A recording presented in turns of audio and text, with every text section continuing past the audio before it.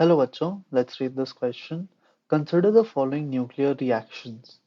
हमारे पास दो रिएक्शंस दिए गिवन है, जिसमें एक एलिमेंट M है जिसका एटॉमिक मास 238 है and atomic number 92, transforms into element N with atomic number Y and mass number X with two alpha emissions. Okay, and दूसरा जो रिएक्शन है वो है एलिमेंट N का with atomic number Y and mass number X converts into element L with atomic number B and mass number A, and this is happening with two beta positive emission, which is nothing but positron emissions, and we have to find out the number of neutrons in the element L.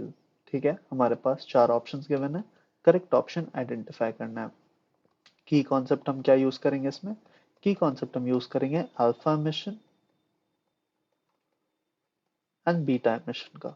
Beta emission यहाँ पर positron emission है basically. ठीक है,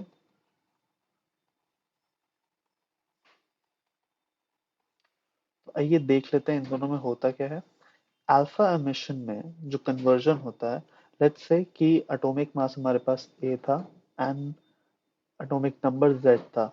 मास number decreases by 4 units and atomic number decreases by 2 units. ठीक है, alpha emission में basically ये conversion होता है along the release with helium nuclear, as we can see ना। बीटा एमिशन में क्या होता है? बीटा एमिशन जो कि पॉजिट्रॉन एमिशन है, यहाँ पर पॉजिट्रॉन एमिशन में अगर एटॉमिक नंबर जेड है एंड मास नंबर ए है, this converts into atomic number same रहता, मास नंबर सेम रहता है, atomic number decreases by 1 along with a positron emission.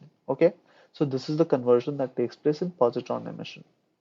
इसी कॉन्सेप्ट को यूज करके आइए हम दोनों रिएक्शन स्टडी करते हैं।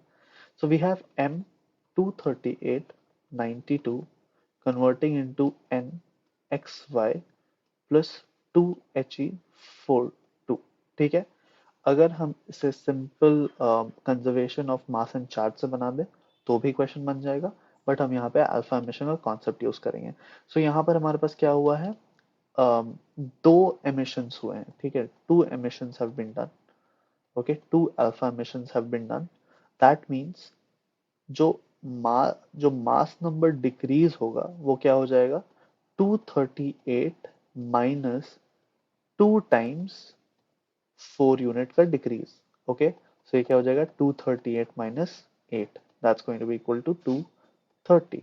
ओके, सिमिलरली जो एटॉमिक नंबर होगा वो कैसे डिक्रीज करेगा, z minus 2 for one emission, that means for two emissions 92 minus 2 into 2, so this is going to come out as 88. So x will be equal to what, 230, and y is going to be equal to 88. So n जो हो गया हमारे पास क्या हो गया, n हो गया हमारे पास 230 and 88। Now coming to the second जो रिएक्शन है वो क्या है, L में कन्वर्जन हो रहा है, A एंड B है यहाँ पर, and we have two beta plus emissions. Beta plus emission में मैंने कहा है Z माइनस 1 हो जाता है, सो फॉर 2 क्या हो जाएगा, एटॉमिक मास नंबर जो है वो तो सेम रहेगा, 230 का 230 रहेगा, एटॉमिक नंबर जो है वो डिक्रीज करेगा 2 यूनिट्स यहाँ पर, 88 minus 2 into 1। Okay, so this is gonna come out as 86। ठीक है, अब हमें क्या निकालना है, number of neutrons. Number of neutrons कैसे निकालते हैं, नंबर ऑफ न्यूट्रॉन्स जो होता है वो हो जाता है mass number minus atomic number. Okay, so 230 minus 86 will be equal to 144.